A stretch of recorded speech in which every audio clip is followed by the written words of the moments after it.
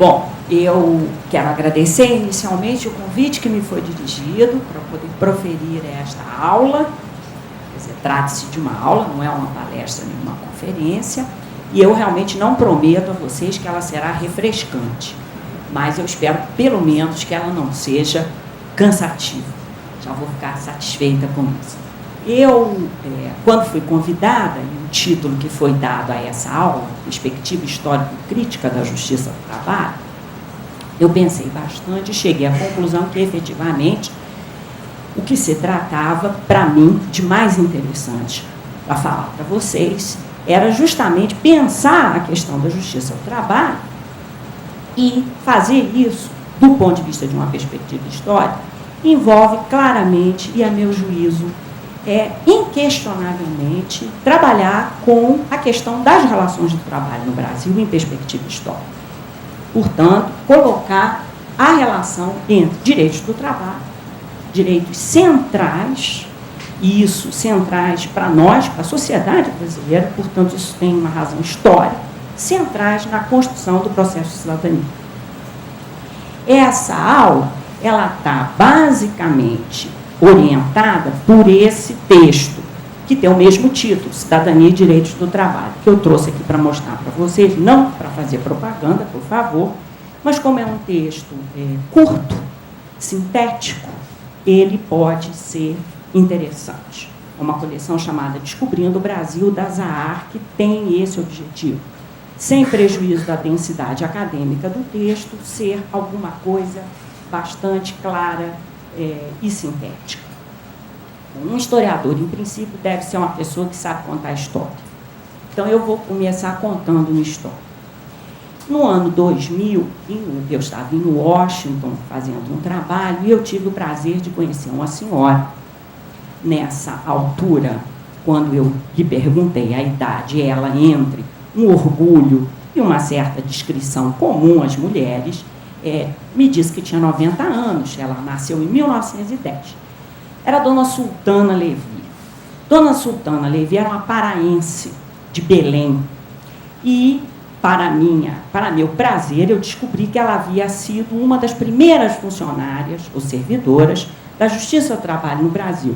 Porque logo que se instalou a Justiça do Trabalho, em 1941, uma das regiões, das 8 regiões do trabalho então existentes no país, era justamente em Belém. E Dona Sultana foi trabalhar nessa junta. E ela me contou uma história, para mim, fundamental. Ela me disse que observou que logo que a junta começou a funcionar, havia, para surpresa de todos, muitas demandas. Isso já foi algo surpreendente, não se imaginava que isso ocorreria. Ela também observou, e certamente aí a condição feminina ajudou, que entre essas muitas demandas havia uma grande quantidade delas vinculadas a pedidos de mulheres grávidas de proteção dos seus direitos, ou seja, mulheres que não queriam ser demitidas porque estavam grávidas. Ela chegou a me dizer mesmo que imaginou que estivesse havendo em Belém uma espécie de baby boom, porque era um número muito grande de mulheres que aparecia na junta. E um dos processos, digamos, julgados, chamou a atenção dela. Essa mulher pedia para não ser demitida, o patrão havia demitido, na verdade, ela queria ser reintegrada ao trabalho, e o juiz deu ganho de causa, obrigando o patrão a colocá-la no emprego de volta. E, no caso, o que chamou a atenção da Dona Sultana, um pouco, e a mim muito, foi o tipo de reação que aconteceu. No caso, o patrão dizia, muito indignado, e, ao mesmo tempo, de uma forma muito sincera, que ele não tinha que integrar, quer dizer, não tinha que dar o trabalho de volta à funcionária, porque ele não era o pai da criança.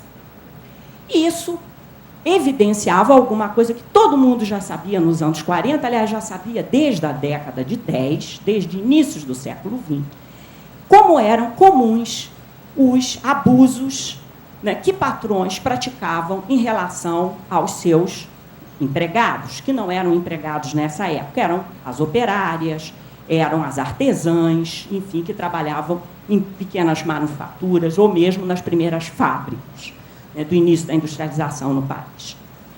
Isso era comum, portanto, realmente, muitos patrões eram pais das crianças. No caso, ele não era, ele estava sendo sincero. Mas isso mostrava também o quão distante e surpreendente para aquele patrão havia sido a decisão daquele juiz, né, obrigando, em nome da lei, que ele reintegrasse o trabalhador. Ou seja, era muito distante de um patrão entender que trabalhadores tinham direitos e que esses direitos tinham que ser respeitados, e mais ainda, que havia, naquele momento, uma instância, um poder público que garantia não só a existência, mas a aplicação efetivamente desses direitos. Mas vocês podem dizer que isso foi em 1941. Né? Portanto, a Justiça do Trabalho estava começando e tal. Mas, muitos anos depois, entrevistando o ministro Arnaldo Susequinde, que vocês devem certamente conhecer, ele foi e hoje é a única pessoa viva ainda que pertenceu ao grupo que elaborou a CLT. Essa entrevista estava sendo feita nos anos de 2001, 2002. O ministro me contou que, em 1994, ele foi chamado pelo presidente Itamar Franco para defender o Brasil na Organização Internacional do Trabalho de uma gravíssima acusação que o país vinha sofrendo. Acusação essa que tinha provas bastante substanciais na OIT. E, portanto, isso estava preocupando o presidente. Essa acusação era de que inúmeras empresas brasileiras, grandes inclusive, grandes empresas, estavam exigindo de mulheres o atestado de laqueadura, vale dizer, um atestado que elas não poderiam estar mais, não poderiam ficar grávidas, né? Ou seja, 50 anos depois, praticamente, essa questão ela não está resolvida. E, no que diz respeito à aplicação de direitos do trabalho, embora de uma maneira completamente diferente, isso está em pauta. Eu estou fazendo essa entrada porque exatamente o que eu quero trabalhar com vocês é essa possibilidade da gente pensar no tempo a construção de direitos do trabalho no Brasil. E aí, no caso, na verdade, eu quero justificar por que, para fazer esse percurso, eu vou começar da Primeira República. Eu vou começar da Primeira República porque eu entendo que, com a abolição da escravidão no Brasil e a proclamação da República, se instala pela primeira vez, num sentido amplo, forte, um processo de construção de nacionalidade brasileira. Se um Estado nacional já estava em vias de construção, evidentemente, desde a independência, fortemente, o processo de construção de uma nação deslancha fortemente após a abolição e a República, na medida em que é nesse momento que, pela primeira vez, a gente tem a possibilidade de pensar formalmente, teoricamente, que estamos vivendo numa sociedade de homens livres.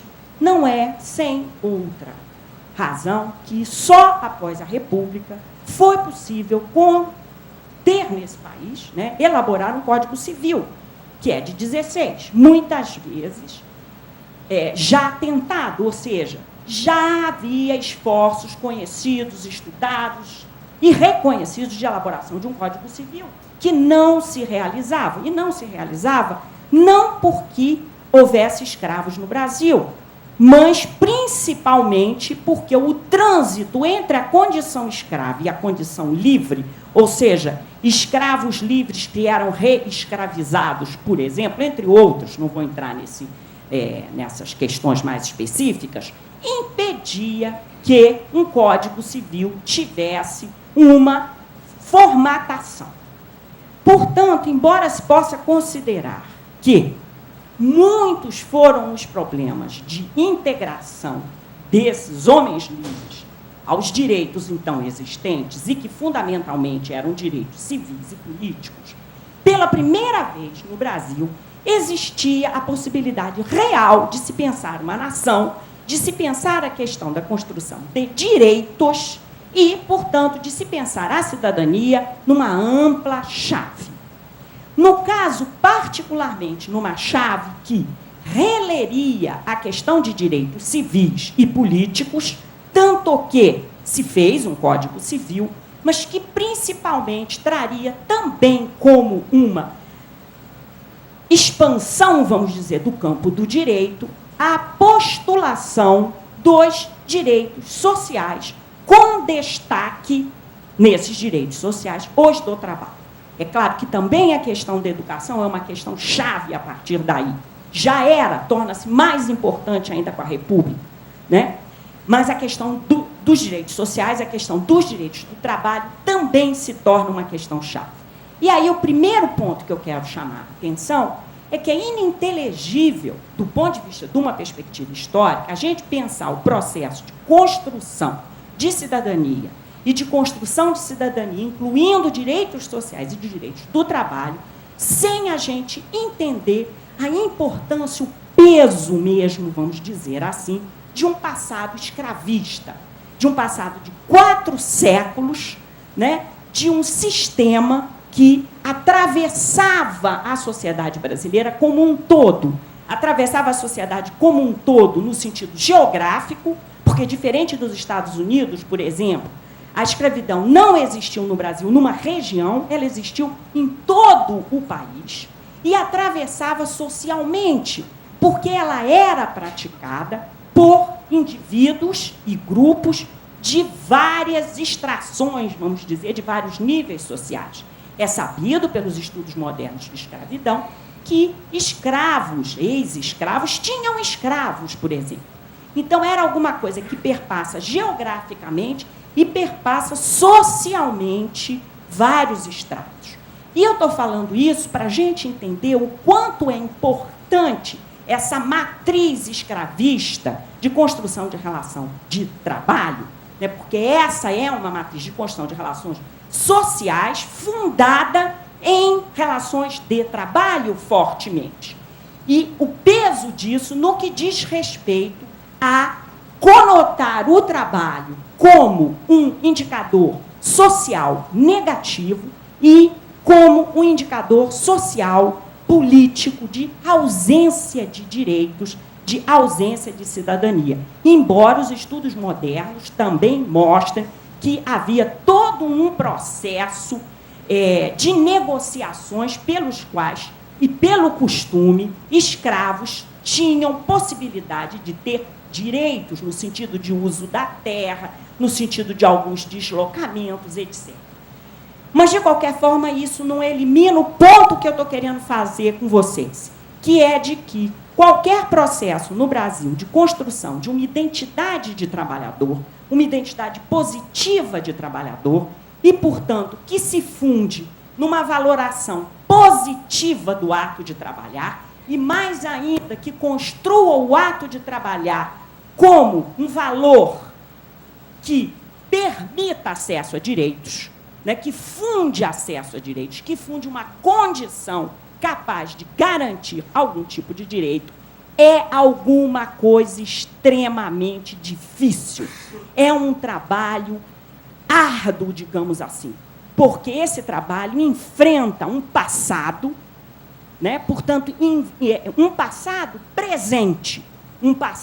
presente na memória daqueles que estão vivos e um passado presente numa mentalidade coletiva que é duradoura, né? Que é poderosa nesse sentido, né? E é esse, vamos dizer, esse grande enfrentamento que os trabalhadores brasileiros vão ter, vamos dizer assim, de cara. E aí vão ter, e eu não estou fazendo isso ingenuamente, vão ter nesse período, esse processo começa nos primeiros anos da Primeira República. E eu não estou sendo ingênua aqui com vocês em me dedicar a esse ponto. Eu estou querendo fazer isso porque uma das construções, a meu juízo, mais bem acabadas, mais sólidas, de mais longa duração do pensamento social brasileiro, é a que consagra aqui entende, aqui nomeia o período da Primeira República como de um vazio organizacional. Vale dizer, um período de tempo em que atores coletivos, e o que nos interessa mais aqui são os trabalhadores, os patrões e o Estado, quer dizer, é essa tríade em movimento que a gente precisa captar para poder a gente pensar a questão de novas relações de trabalho e aí da questão dos direitos do trabalho, não é? Então, de como esses atores sociais, digamos, não existiam neste país, como havia uma incapacidade, uma impossibilidade de se organizar, e essa construção é sólida porque ela se baseia numa leitura do que seria a história do Brasil, em termos de que a história do Brasil está marcada pela grande propriedade, pelas relações de trabalho escravista, tudo isso esvaziando a possibilidade de criação de redes sociais mais duradouras, sobretudo redes sociais de tipo de organização, do que a gente chama de organização de interesses, vale dizer, fundadas em profissões, em trabalho. As redes de relações sociais que existiriam no Brasil seriam aquelas de ordem privada, de ordem familística, e não de outro tipo de natureza, mais social, mais profissional. Essa construção ela é muito forte. Ela é muito forte e ela não é ingênua, porque dela se deriva o fato de que, na incapacidade de atores se organizarem e demandarem direitos, quer dizer, organizarem interesses e, fundados nesses interesses, demandarem direitos, só um ator seria capaz de organizar a sociedade e de, em nome dela, atuar, vale dizer, o Estado. E aí, não qualquer Estado, mas um Estado muito especial, um Estado forte, de preferência. E o que eu vou querer discutir aqui com vocês é, na verdade, como esse tipo de visão, a meu juízo, muito sólido e ainda muito vigente, é claro que não exatamente dessa maneira como eu estou falando com vocês, mas se vocês tiverem ouvidos atentos, vocês ainda serão capazes de ouvir argumentos nessa linha. Ah, no Brasil e tal, as pessoas não se organizam, são incapazes, nós não temos e tal, coisa. Isso é antigo, quer dizer, muda às vezes a forma, mas o sentido presente na argumentação é muito esse. E o que eu estou querendo trabalhar aqui com vocês é que eu entendo exatamente esse período da Primeira República como um período estratégico e fundamental na organização de atores coletivos, entre eles os trabalhadores, os patrões e o próprio Estado como ator. E o próprio Estado como um ator. E que, nesse sentido, é nesse período que os trabalhadores vão, com dificuldades, a primeira grande que eu já remarquei, que é essa, são trabalhadores que têm que lidar com o peso de um passado escravista, e eu estou querendo que vocês entendam esse passado como alguma coisa cheia de valores, de crenças, de costumes. Quer dizer, esse passado é um passado que realmente está presente e tem um peso na forma como trabalhadores veem o trabalho, trabalhadores se veem, patrões veem os trabalhadores e veem a possibilidade de ver direitos do trabalho. Né? Essa é uma dificuldade, mas há muitas outras. Né? Há a questão de gênero, há a questão de cor. A gente não pode esquecer também do grande contingente de trabalhadores negros, ex-escravos ou não, existentes nesse país, e que esse é um momento em que uma ideologia de branqueamento entende que trabalhadores brancos são mais operosos e que, ao contrário, trabalhadores não brancos, e aí a gama de cor pode ser muito variada, não são tão operosos, vale dizer, podem ser preguiçosos, podem ser até, muitas vezes, inaptos para o trabalho, digamos assim. Quer dizer, há essa questão de enfrentamento também. Há a questão étnica, porque nós estamos lidando aqui com um momento de grande entrada de imigrantes a partir de fim do século XIX, e nós inauguramos no nosso país o que a gente chama de período de grande imigração. Então, são muitos contingentes. Já haviam imigrantes antes? Já haviam, sim, mas eles aumentam muito em número. Então, são grandes contingentes de italianos.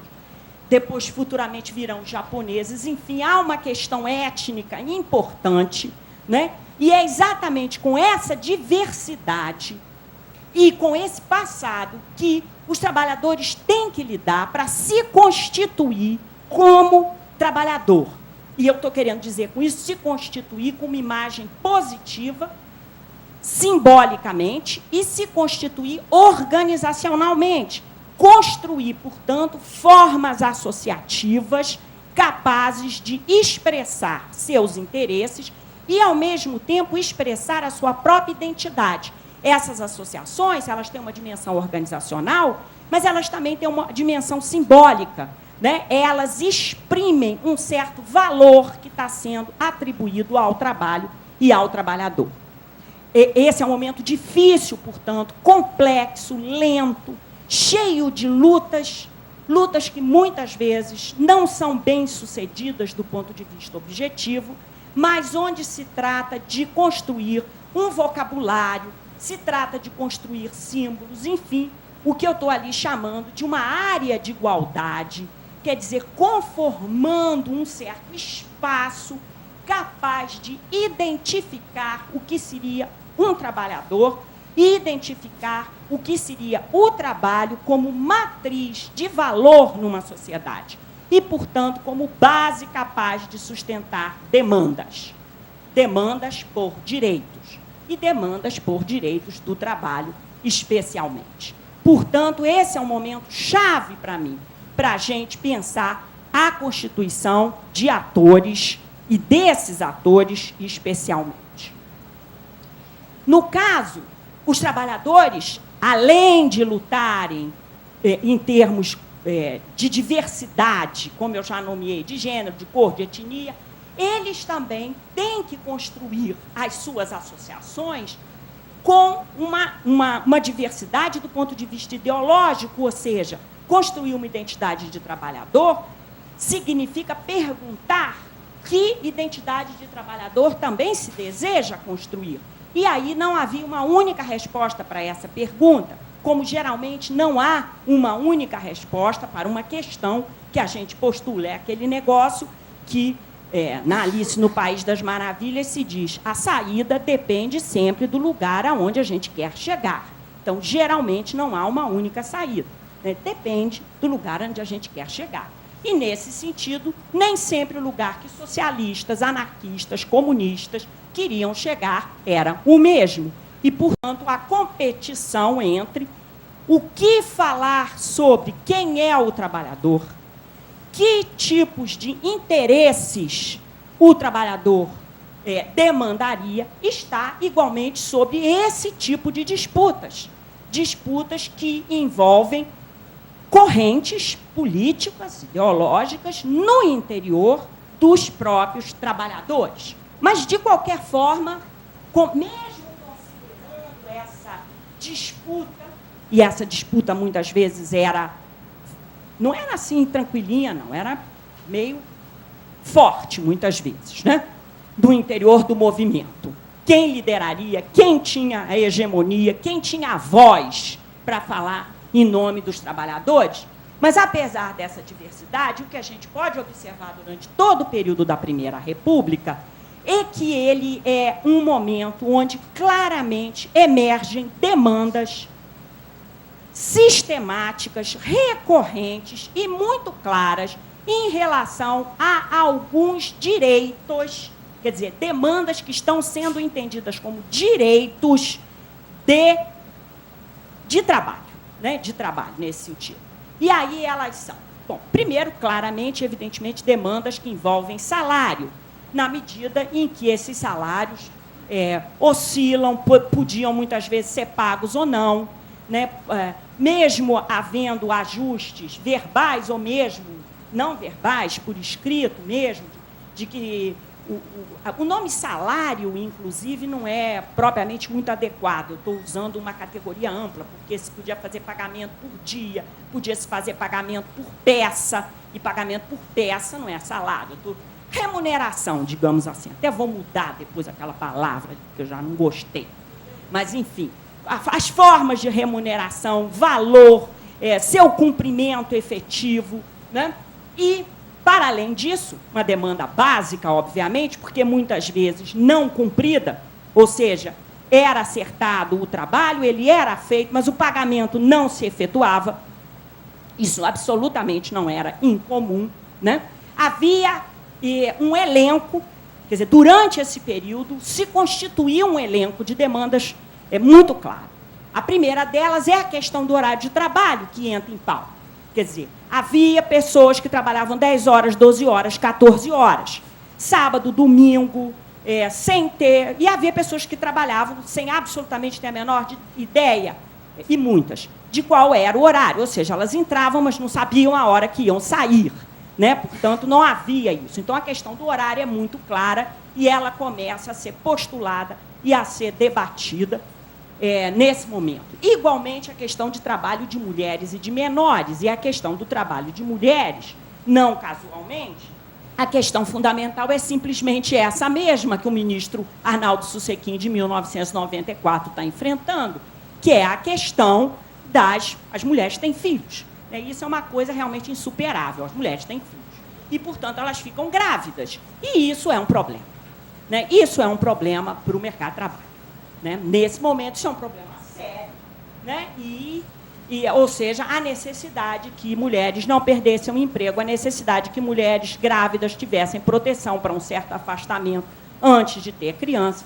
Eu trabalhei muito com jornais operários, são recorrentes as narrativas de jornal de mulheres que têm filhos no interior dos seus locais de trabalho, porque elas trabalham até o último momento, né? Último momento que elas não sabem qual vai ser, então acaba sendo no local de trabalho, e, igualmente, denúncias de abuso, que hoje nós chamaríamos assédio, né? Mas, nesse momento, é chamado de abuso. E trabalho de menores, igualmente, porque há crianças de idades variadas. A fotografia que está na capa de um dos livros que o ministro mencionou, a Invenção do Trabalhismo, uma fotografia que eu gosto muito, que está num álbum da coleção do ex-ministro do Trabalho, Lindolfo Collor, no seu arquivo privado, no CEPEDOC.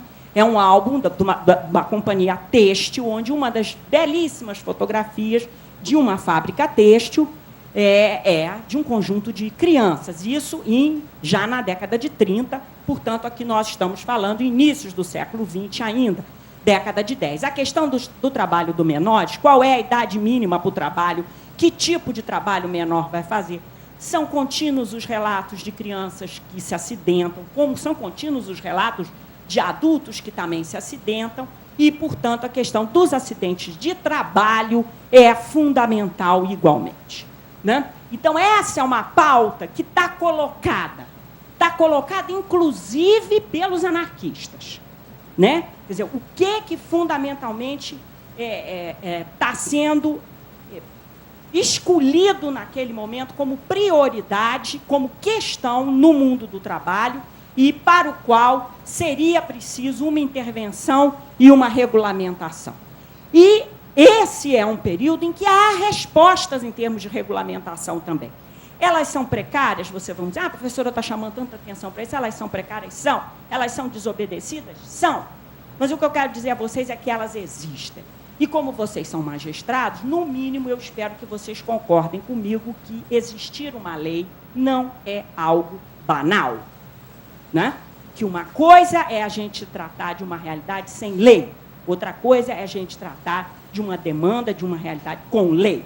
Portanto, a despeito de tudo isso, eu vou insistir em que há início de intervenção do Estado no mercado de trabalho, regulamentada por lei, e aí algumas delas estão elencadas aí. A de acidente de trabalho, que é de 19, as caixas de aposentadorias e o Conselho Nacional de 23, a lei de férias de 25 e o Código de Menores, que é de 26 e começa em 27. É claro, não preciso nem comentar sobre as dificuldades disso, até porque não havia mecanismos de fiscalização. Mas, e aí eu quero ir ao ponto mais específico da questão da justiça do trabalho, para justamente colocar para vocês que é nesse contexto que trabalhadores estão se movimentando, estão se organizando, sobre formas de associações e produzindo linguagem e símbolos, né, e patrões também, porque o movimento patronal é grande, inclusive para reagir a essas demandas, que se exprimem através de greves, de boicotes, de mítins, de passeatas, de uma série de manifestações, principalmente num determinado período de tempo que vai mais ou menos, digamos assim, de inícios dos anos 10 até os anos 20. A década de 10 é a década mais importante no sentido da manifestação dos trabalhadores, com uma concentração que vai de 17 a 19, porque em 20 o movimento de trabalhadores começa a decair. E é nesse contexto, então, que um deputado, o deputado Maurício de Lacerda, encaminha para a Câmara, né? Então, existente um projeto que queria criar comissões de conciliação e conselhos de arbitragem com o fim específico de dirimir conflitos na área do trabalho. E entende, e o projeto se arma que essas comissões e conselhos deveriam ter uma representação do Estado e, igualmente, uma representação de trabalhadores e patrões. Esse projeto é encaminhado em 17, ele vai ser discutido e ele gera outras discussões. Ele vai ser examinado pela Comissão de Constituição e Justiça da Câmara, que recomenda, inclusive, no bojo desse debate, a elaboração de um Código de Trabalho para o Brasil, um Código de Trabalho nunca existente, até hoje, nós não temos Código de Trabalho, né? Mas recomenda, então, a elaboração de um Código de Trabalho que fique em debate na Assembleia, e os debates são muito interessantes, né? Entre 17 e 19. Os debates se dão no interior da comissão, fortemente, mas também há intervenções do plenário.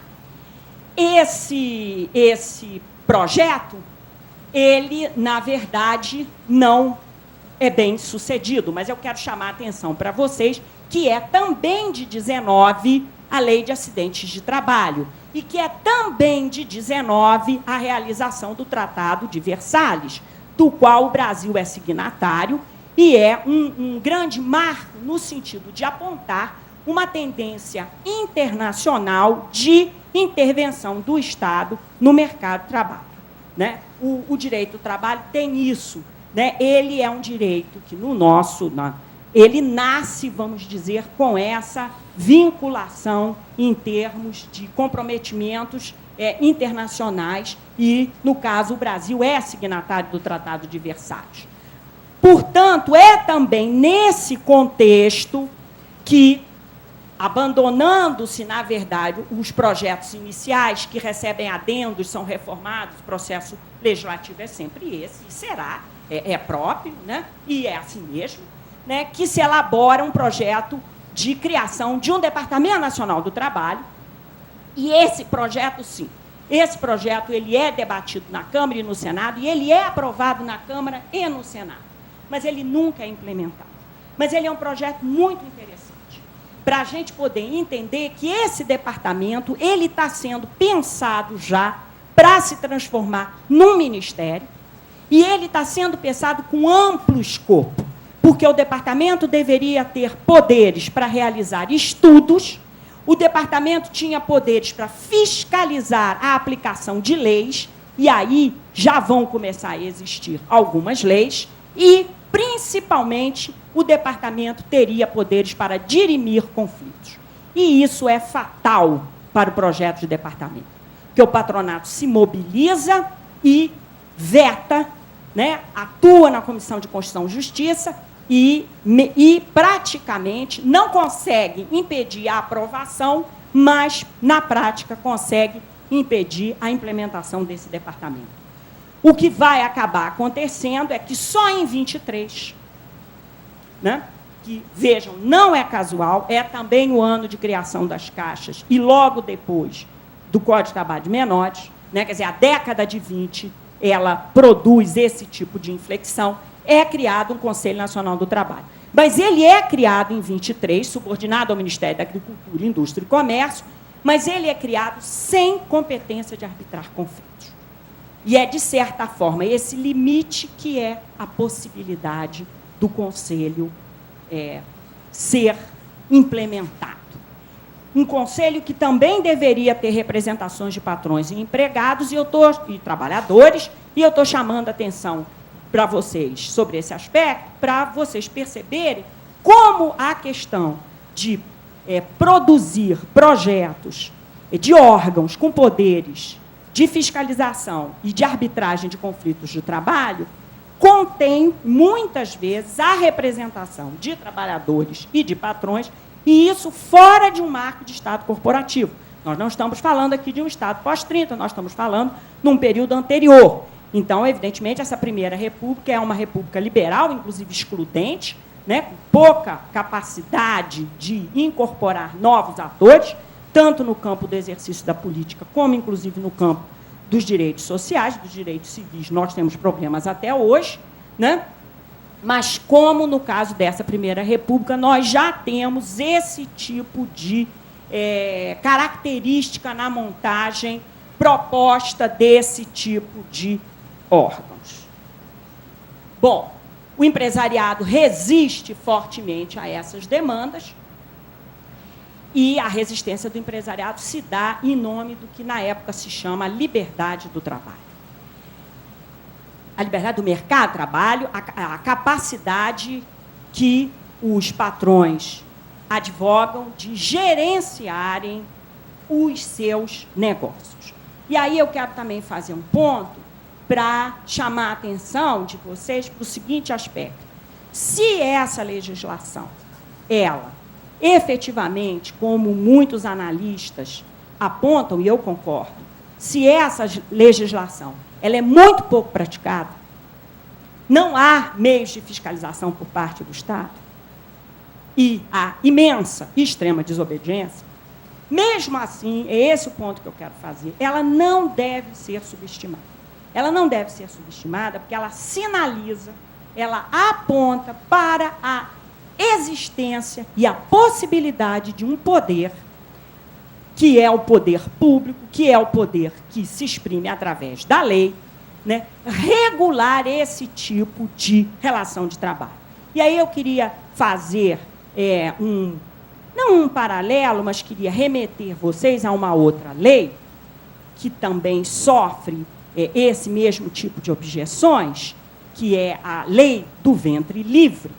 A Lei do Ventre Livre, ela efetivamente foi uma lei que não, vamos dizer assim, nós diríamos nos termos de hoje, uma lei que não emplacou, né? Uma lei que não deu certo.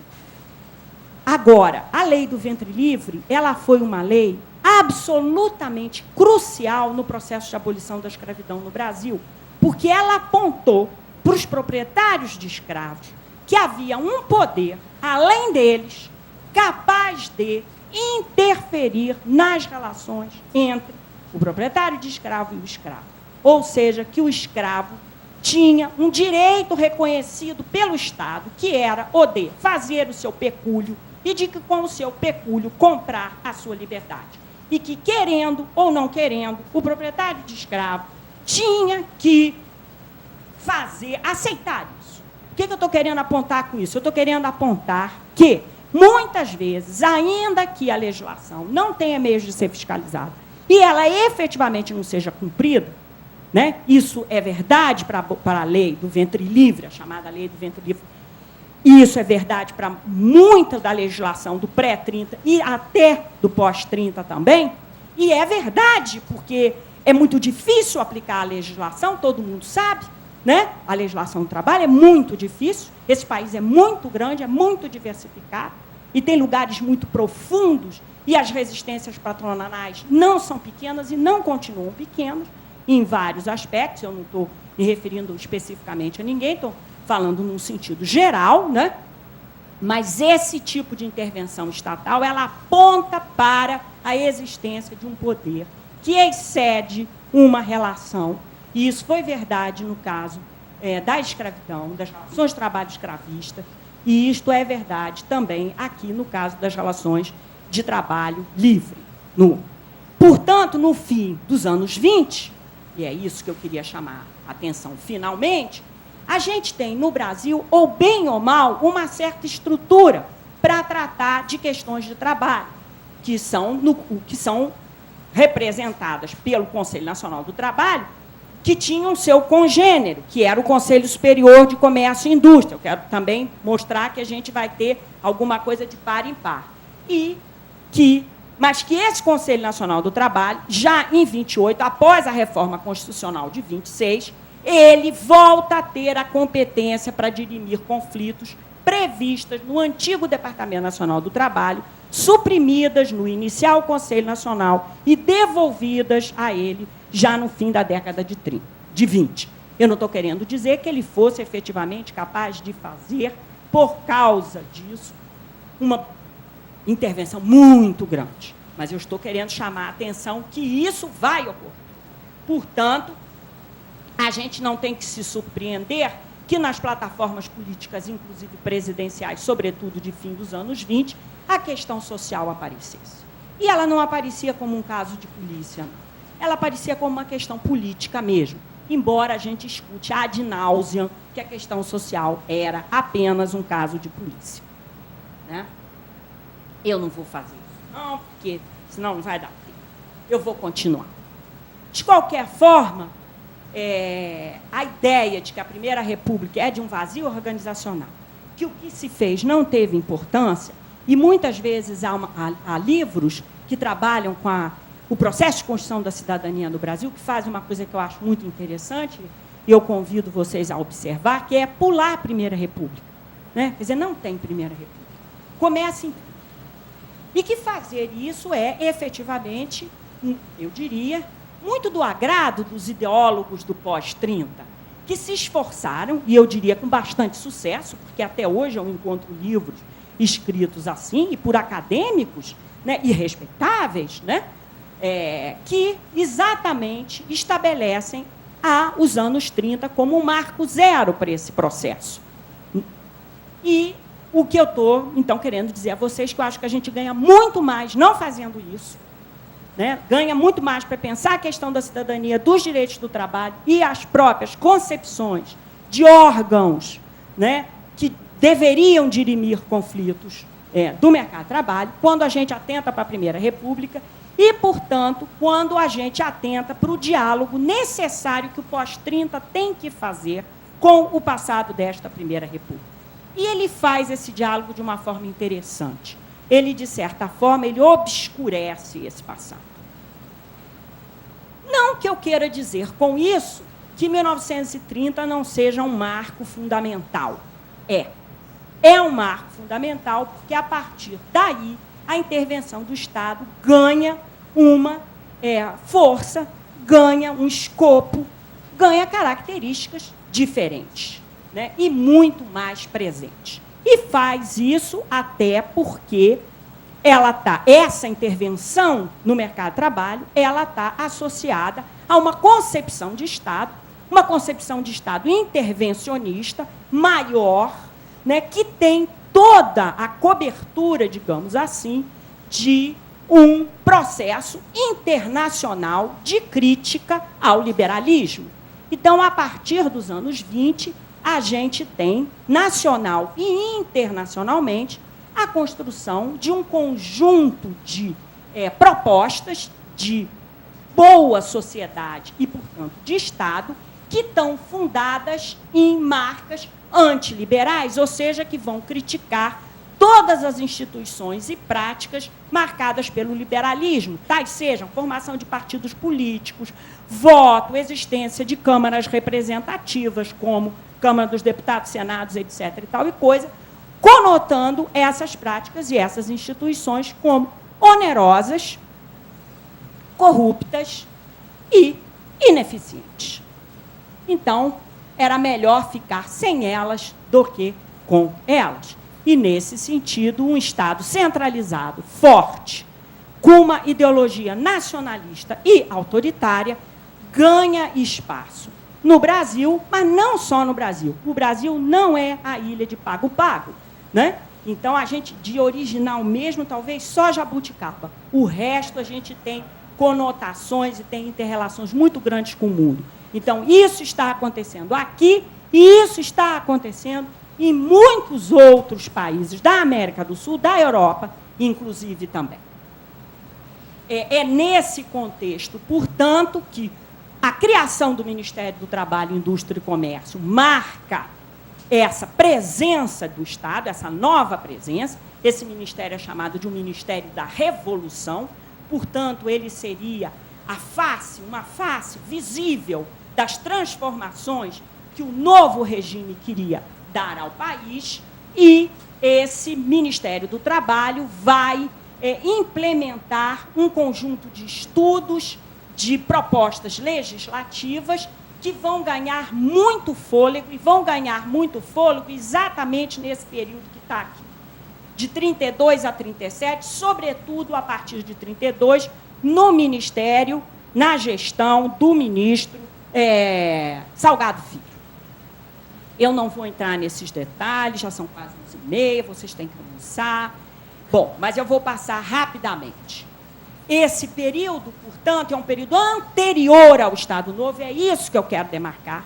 Quer dizer, não foi no período de regime autoritário, fundamentalmente, que se arma essa estrutura de regulamentação de trabalho que o pós-30 nos deixa e que marca profundamente a CLT, que está em debate, inclusive, hoje, né? A sua reforma é um ponto absolutamente contemporâneo para se pensar as questões das relações do trabalho no Brasil. Né?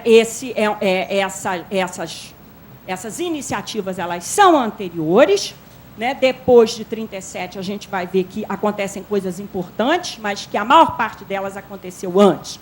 A lei de sindicalização, essa lei de sindicalização é básica, e eu estou destacando essa questão da organização do trabalho, porque eu quero que vocês entendam, inclusive, a conexão que existe entre os processos de organização dos trabalhadores e a demanda de direitos, e, portanto, a implementação em leis e depois, via fiscalização, desses direitos. Então, processos de organização de trabalhador, as formas, as dificuldades, né, a repressão que existe sobre eles, todos esses são elementos fundamentais para a gente pensar a dinâmica de articulação de demandas e, portanto, de pressão para se conseguir direitos, quer para manter, quer para expandir esses direitos. Portanto, leis de sindicalização têm impacto direto sobre questão de direitos, porque são esses, digamos, trabalhadores que demandam.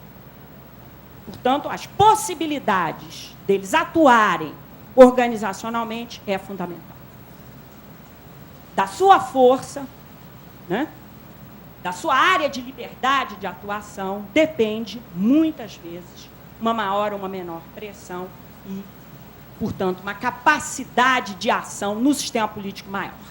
A lei de sindicalização é básica, ela muda o tipo de organização que os trabalhadores no Brasil tinham até então, porque eles tinham, é isso que eu estou querendo dizer, quer dizer, essa lei de sindicalização não está atuando numa tábula rasa.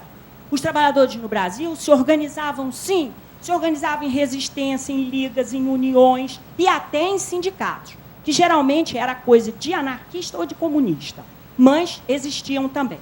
Mas existiam outras, associações mutualistas, quer dizer, existia um conjunto grande e diferenciado de formas de associação.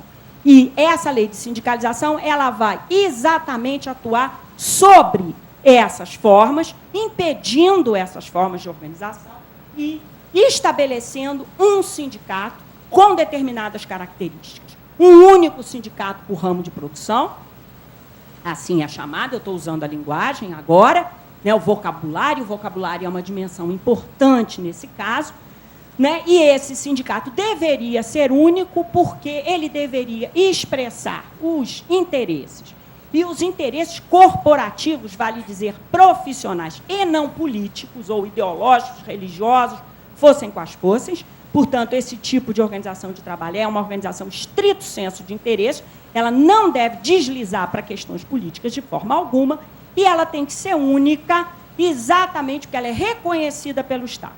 Então, ela, ao ser reconhecida pelo Estado, e ela tem que ser única, porque o Estado, para dialogar com alguém, tinha que saber com quem dialogar. Então, não tem outra, tem uma por ramo, e, nesse sentido, o Estado lidar, né, lidar, a gente chama isso de status público, vale dizer, ao reconhecer, lidar a capacidade e o monopólio de representar aquela categoria. Aí a gente está começando a falar em categoria mesmo. Né? E nesse sentido, nós temos uma montagem verticalizada, uma montagem fundada no monopólio da representação por um sindicato. Essa sindicalização ela é facultativa, mas só podem demandar direitos trabalhadores sindicalizados. Né? Quer dizer, o acesso aos direitos que, então, estavam sendo crescentemente legislados e fiscalizados e, portanto, implementados, só era passível para trabalhadores legalmente filiados a sindicatos reconhecidos pelo Ministério do Trabalho. A carteira profissional, a chamada carteira de trabalho, né, como documento fundamental desse novo sistema de organização de trabalho e de poder de Estado, é de 32 também nesse momento, o que faz com que seja extremamente difícil para qualquer tipo de organização de trabalhadores se manter fora desse modelo, né? Ainda que fizessem críticas aí. E é também nesse momento que começam a atuar, aí sim, as juntas de conciliação e julgamento e as comissões mistas de conciliação. Então, vocês vejam que há uma articulação. A montagem de uma organização sindical, a definição de que tem acesso aos direitos aqueles a ela filiados, a carteira de trabalho, que permitia o reconhecimento individual, vamos dizer, desse grupo de trabalhadores que tinha uma identidade sindical, né, que tinha uma filiação e, portanto, via sindicato, órgão de colaboração com o Estado, e a montagem de uma instituição, né, as juntas e as comissões de fiscalização dessa legislação.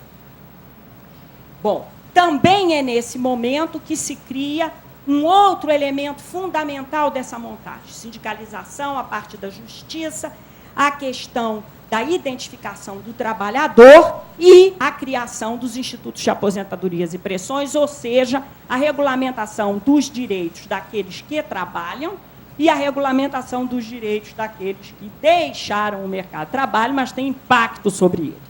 Né? E isso já era fartamente conhecido, que uma população que deixa o mercado de trabalho, via aposentadorias ou pensões, por acidentes, né, ela devia ser pensada porque ela tem impactos no que diz respeito ao mercado consumidor.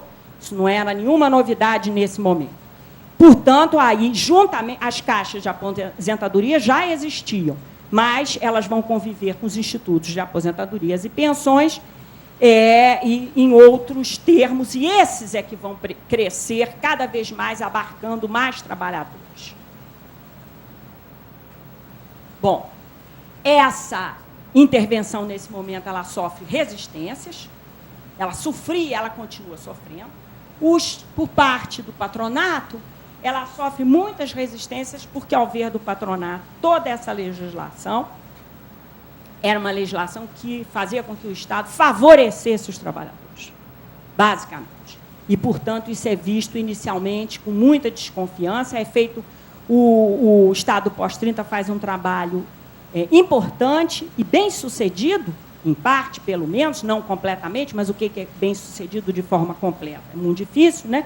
Mas bem-sucedido de convencer, e esse convencimento, às vezes, implicava em algumas doses de coerção, multar, né, o patronato, no sentido de que era necessário que o mercado de trabalho funcionasse segundo determinadas normas que deviam ser obedecidas nacionalmente, inclusive, né, a despeito das variedades regionais do país, para que, efetivamente, o Brasil pudesse se tornar um país moderno. Isso significava crescentemente urbano e industrial. Sem essas normas, eram fundamentais, portanto, para um avanço do processo de desenvolvimento industrial e de modernização desse país. Embora a maior parte dos trabalhadores, evidentemente, estivesse situada no campo. E é isso que eu acho também importante a gente ressaltar. Essa legislação toda que a gente está falando, não só de organização do trabalho, como de direitos para aqueles que trabalham quanto os que não trabalham, ela é exclusivamente dirigida aos trabalhadores urbanos, que eram efetivamente os mais organizados, os que vinham historicamente demandando, e que não eram a maior parte da população. Né? Ao contrário, eram uma parte pequena, proporcionalmente, dos trabalhadores, então, no Brasil. Avançando, e aí, porque é um momento importante desse período,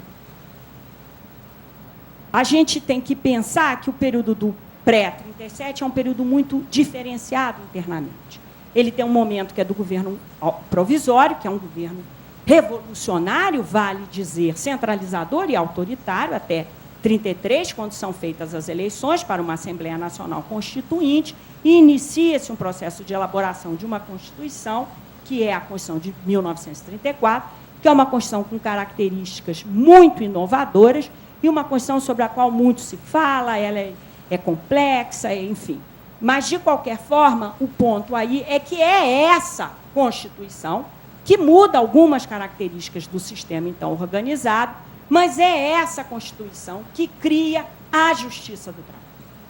E cria a Justiça do Trabalho como um órgão especial, como uma justiça especial, perdão, como uma justiça especial e com uma justiça não integrante do Poder Judiciário, como uma justiça que está subordinada ao Ministério do Trabalho, Indústria e Comércio, logo ao Executivo.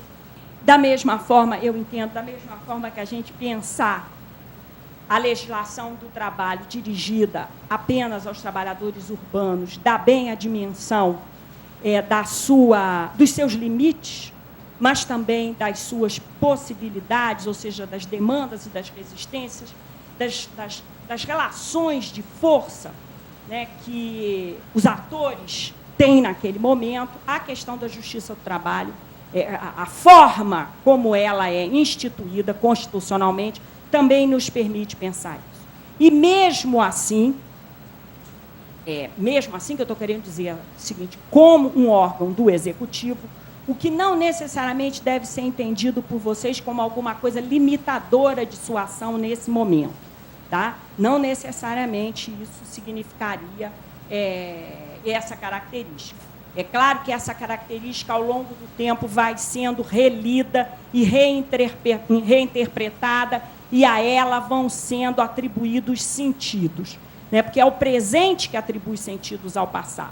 Portanto, nesse momento, a gente tem que entender que a criação da Justiça do Trabalho significava uma transformação extremamente importante, particularmente por uma razão absolutamente inovadora, porque ela não iria arbitrar apenas conflitos individuais, mas efetivamente se reconhecia num texto constitucional que ela deveria arbitrar conflitos coletivos, ou seja, que existiam sujeitos de direito coletivo.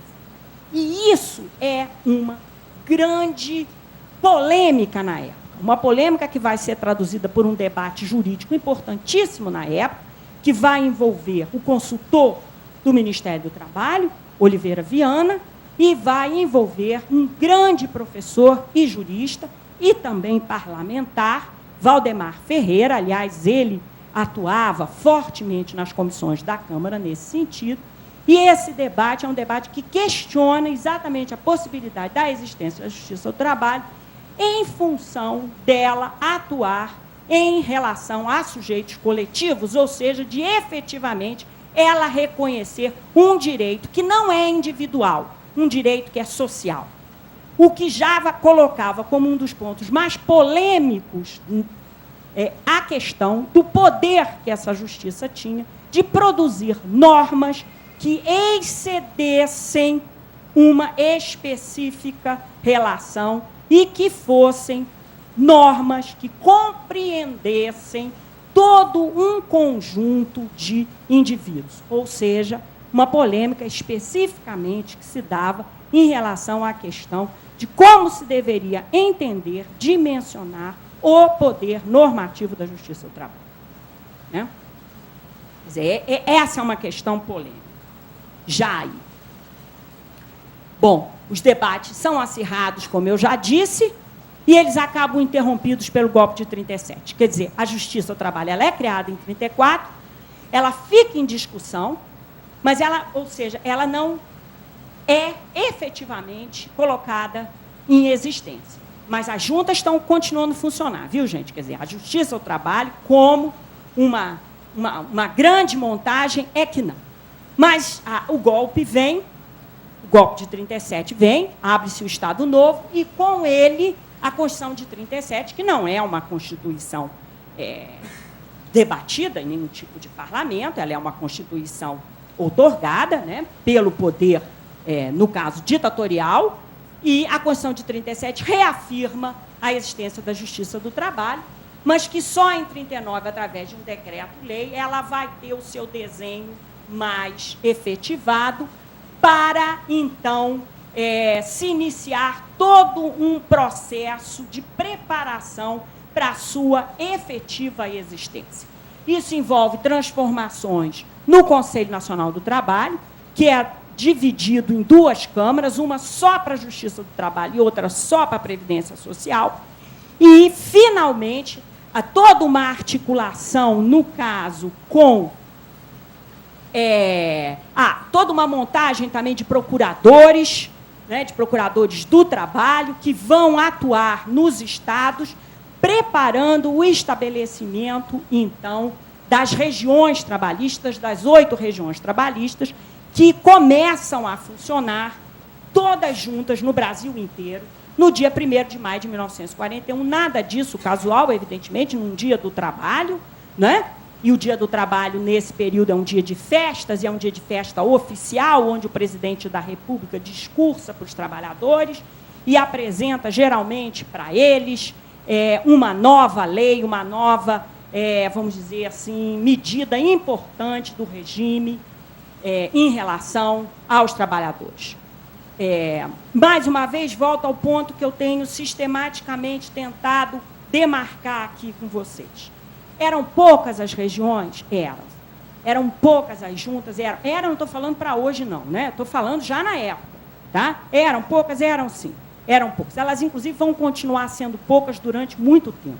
Eu andei conversando nos últimos 2 anos com muitos magistrados do trabalho e todos foram unânimes em me dizer isso. A Justiça do Trabalho ela foi contida em sua expansão efetivamente nacional e ela só vai deslanchar no sentido de realmente se tornar uma justiça nacional presente, né, não só nas capitais, como em várias cidades do interior, etc., praticamente a partir da década de 80. Então, nós estamos falando aqui num intervalo muito grande da década de 40 para 80, mas a percepção dos contemporâneos nesse momento era que já era, evidentemente, uma estrutura que não era grande, né, mas ela existia em algumas cidades importantes do país na época. E o que eu quero, mais uma vez, chamar a atenção? Eu quero chamar a atenção que a gente não pode pensar eventos, acontecimentos, instituições, políticas. A gente deve pensar na sua dimensão organizacional, tucur, mas a gente tem que pensar nos seus efeitos, a sua importância enquanto sinalizações. E, no caso, o funcionamento da Justiça do Trabalho, da mesma forma que as legislações que intervieram no mercado de trabalho, apontaram para uma presença do Estado de uma forma diferente. E aí eu volto à dona Sultana Levi, né? Uma presença do Estado que fez com que os trabalhadores buscassem, com uma rapidez que impressionou os próprios integrantes dessas regiões trabalhistas, os seus direitos. Porque começam a entender que existe uma instância capaz de fazer isso. Esse é um processo de aprendizado político. O processo de aprendizado político demanda um tempo, né? Demandam experiência no sentido de serem efetivados, quer dizer, de haver uma reclamação, ela ser atendida e aí se desencadearem outras.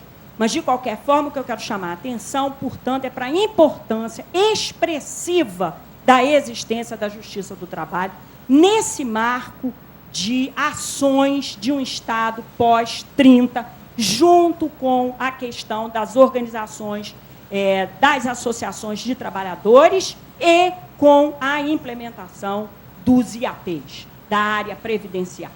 Né? A justiça é uma peça-chave. Não é à toa que a propaganda estadonovista insiste na justiça do trabalho. Deixa eu ver aqui, acho que eu vou pular coisas. Não vou fazer isso. Não sei se eu vou fazer isso. Mas, de qualquer forma,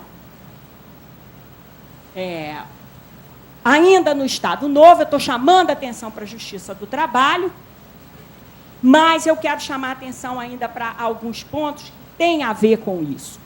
Não vou entrar muito na questão do imposto sindical, não, que é importante. Aliás, vou sim, porque o imposto sindical está na pauta da reforma sindical e nas minhas entrevistas com os magistrados, vários deles não estavam acompanhando a questão da reforma sindical. Não estou fazendo crítica, não, viu, gente? Mas, então, diante disso, vou falar do imposto sindical. Como eu disse, a gente tem essa montagem e a questão da organização sindical é chave. Mas qual é o diagnóstico que vamos dizer assim, a burocracia do próprio Ministério do Trabalho da época tem em relação a isso? Ela diz que a Justiça do Trabalho até está funcionando, sim, está lá. Está tendo demanda, estão atuando. Os IAPs também estão atuando, inclusive eles têm muito dinheiro nessa época, porque evidentemente não tem ninguém aposentado ainda. Então eles estão só recebendo nesse momento, né? E ainda não houve outras transformações. Mas o diagnóstico é que a organização sindical, não. É claro que havia resistência dos trabalhadores que viam nesses sindicatos oficiais, únicos, tutelados pelo Estado, uma série de problemas. Mas, principalmente a partir de 42, quando a elite política do Estado Novo tinha clareza que aquele regime autoritário não teria duração mais, a guerra, o Brasil já tinha entrado, a guerra já estava acontecendo, o Brasil já claramente, o Brasil que eu estou dizendo é o regime, né, Vargas e todo o seu staff governamental sabiam que a sua posição era ao lado dos Estados Unidos, não havia mais em 42 muita possibilidade de escolha. É como Vargas escreve no diário, eu escolho a única alternativa possível, que é essa, me aliar com os Estados Unidos. A gente tem, e nesse caso era isso mesmo, né?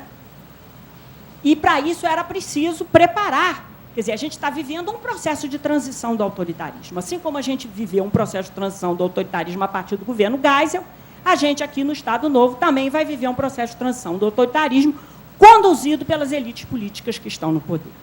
E uma das, vamos dizer assim, uma das ações importantes desse processo de transição do autoritarismo foi a montagem desse interlocutor que seriam os trabalhadores brasileiros, na medida que eram percebidos como claramente digamos, brincando numa linguagem mineira, um ninho de eleitores. Porque era a população urbana, era a população, em grande parte, que sabia ler e escrever, que não estava no campo. Né, que não estava no campo. Então, era preciso estabelecer canais de comunicação com essa população e, nesse sentido, a organização sindical era fundamental. O imposto sindical vem para isso. O imposto sindical vem para tornar os sindicatos atraentes para o trabalhador. Vem para fazer o que os institutos de aposentadoria não faziam. Os institutos cuidavam da previdência. E os sindicatos, com o dinheiro do imposto sindical, iriam poder atuar na área da assistência, o que significava serviços na área do direito, acesso a advogados, de dentista, lazer, então tem colônias de férias, enfim. O sindicato se transforma, a partir do momento que ele começa a receber o imposto sindical, num dispensador de benefícios importantes. E a ideia original, digamos, que não vai acontecer isso vai mudar muito através do tempo, mas a ideia original era exatamente transformar o sindicato num lugar atraente para os trabalhadores se filiarem e, portanto, num interlocutor interessante nesse processo de transição política do autoritarismo que sabíamos que iríamos voltar, as elites sabiam que nós iríamos voltar para um regime onde, de novo, eleições, voto, parlamentos iriam existir. E, portanto, esses sindicatos garantiriam essa possibilidade de interlocução. É nesse momento, portanto, onde se cria o imposto sindical, que também se investe na formação de lideranças sindicais. O Ministério faz cursos de orientação de lideranças sindicais, e é nesse momento, igualmente, que vai se investir nos estudos que se concluem com a CLT, que é de 1943, e que é anunciada como o maior e o mais bem acabado feito desse regime, né? Portanto, esse período é um período importante, e ele é um período em que todas essas iniciativas vão ser muito propagadas. Eu vou voltar aqui um pouquinho, porque eu estou achando que eu nem vou conseguir avançar muito, então eu vou parar por aqui. Então, eu vou aproveitar para colocar um ponto ainda. É muito difícil a gente saber até que ponto a propaganda do regime em relação aos direitos do trabalho ela atinge o seu público, que era predominantemente um público, obviamente, de trabalhadores e de trabalhadores urbanos. Mas há alguns indicadores para isso, e os estudos têm investido no trabalho com esses indicadores, em termos de mostrar que havia um empenho das elites governamentais em termos de divulgar a existência dessa legislação e de trabalhar em termos de que ela fosse efetivada. Por exemplo, vou dar alguns exemplos rapidinhos. Por exemplo, o ministro do Trabalho, Marcondes Filho, que exatamente entra em 41, 42, ele vai ter um programa de rádio onde ele, semanalmente, fala aos trabalhadores. O programa chamava-se Falando aos Trabalhadores do Brasil. Nesse programa, ele, de uma maneira muito simples, muito clara, ele explicava quais eram as leis que existiam, como que essas leis deviam ser demandadas, e, evidentemente, sempre frisava o esforço do regime e, mais ainda, o esforço pessoal do presidente em aplicar essa legislação. Igualmente, nesse período, há todo um discurso governamental que nós estamos vivendo um tempo onde não há partidos políticos, nós estamos no Estado Novo, onde as greves são proibidas. Aliás, não há necessidade nenhuma de greve, porque existe justiça do trabalho. Então, quem tem algum problema não tem que fazer greve, tem que ir para a justiça do trabalho e demandar os seus direitos, que serão devidamente observados, né, caso eles existam. Então, justamente por isso, é um processo de comunicação muito propagado pelo regime direto, onde o povo pode falar com o presidente. Da mesma forma que o ministro fala pelo rádio, então se usa os mais modernos meios de comunicação da época, então o ministro fala pelo rádio com os trabalhadores podem igualmente falar com o ministro e, sobretudo, com o presidente da República. E os trabalhadores fazem isso. Eles escrevem cartas, e não são poucas, são muitas e muitas cartas. E existe uma secretaria, a Secretaria da Presidência da República, que está diretamente encarregada de receber essas cartas e responder essas cartas. A documentação está toda no Arquivo Nacional. Essas cartas são, sinceramente, digo para vocês, eu acho o máximo. Porque elas são interessantíssimas, porque elas mostram exatamente uma dinâmica de recepção dessa legislação pelos trabalhadores. E não só da legislação, como do próprio discurso governamental. E mostram como os trabalhadores se apropriam desse discurso, entendem essa legislação e vão usar o discurso, usar esses direitos, segundo a sua lógica, segundo os seus interesses. Então, as cartas são ótimas, porque a gente vê uma dinâmica de articulação entre pedir e exigir, ou seja, de que o governo dá alguma coisa, mas o governo dá alguma coisa que o trabalhador tem direito, de uma forma muito clara. Eu quero só dar um exemplo para vocês, que eu acho interessante. É de uma senhora lá da minha cidade, de Niterói, e ela escreve para o presidente Getúlio Vargas, como muitas outras. Só as mulheres escrevem muito, mais que os homens. Elas até porque elas começam sempre, eu sou mãe de família, numerosa, pobre, ou elas foram abandonadas pelo marido, ou o marido está lá, mas está desempregado, enfim. As mulheres, elas vão lá e elas se dirigem. Os homens também, mas as mulheres fazem mais. E no caso dessa senhora niteroense, ela, na verdade, ela dizia, o senhor, na sua magnanimidade, o senhor que é o pai de todos os brasileiros, o senhor que garante os direitos do trabalho, eu fui abandonada pelo meu marido, abandonada não, ela não usa essa palavra. O meu marido me deixou e ele não me paga nada. Eu tenho que me haver com os meus filhos sozinha, e meu marido trabalha num tal lugar assim, para o governo, e ele ganha, e eu, então, pediria ao senhor que escrevesse, que mandasse para o tal lugar, exigindo que o meu marido me dê a pensão a que eu tenho direito. E eu moro em Niterói e eu tenho telefone. O número é tal, e eu fico em casa de 13 às tantas horas, porque no resto do tempo eu trabalho. Então, estou aguardando o telefonema do senhor. Muito bem, assinou. Então, eu realmente acho o máximo uma senhora, né, pobre, ela escreve para o presidente, ela que é bom, que é todo poderoso, que é um santo, na verdade, cujo grande milagre é garantir à população esses direitos, até porque não existem outros, os direitos políticos estão suprimidos e os direitos civis parcamente implementados, mas os direitos sociais são o cerne da propaganda governamental, do Estado, e, portanto, ela pede, né, e, ao mesmo tempo, ela exige que os seus direitos sejam cumpridos, por estar na lei, e isso está no discurso governamental. E, de uma forma muito simples, explica para o presidente que ele pode ligar para ela de tantas horas, porque, evidentemente, ela trabalha, né, e tem que, portanto, fica fora de casa, mas que ela, né, tem telefone, então não é difícil, o presidente pode acessá-la e esclarecer tudo diretamente, ela está esperando o telefonema do presidente. Não, essa que ela consegue. E tem umas coisas muito interessantes, porque a Secretaria da Presidência, a gente pode acompanhar essa documentação, e a Secretaria era encarregada de verificar isso.